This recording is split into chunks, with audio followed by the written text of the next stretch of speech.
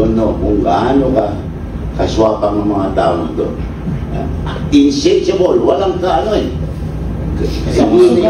Hindi na natuwa sa 1 million, hindi na natuwa sa 10 million, billions na.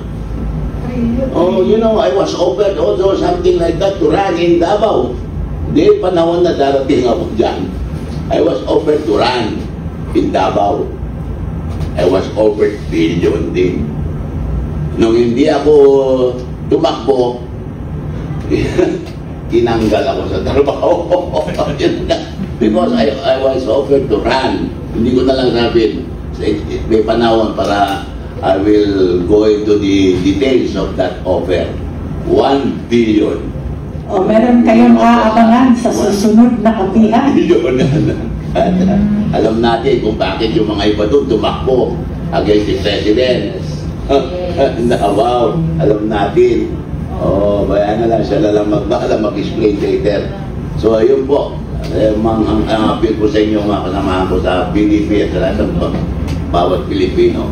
Let us be vigilant.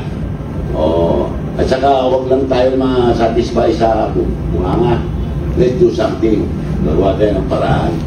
Oh, gagawa tayo ng paraan. Para sa gano'n ay medyo naman sila, masyado na silang garapal. Wala lang parang natural na sa kanila magnakaw eh.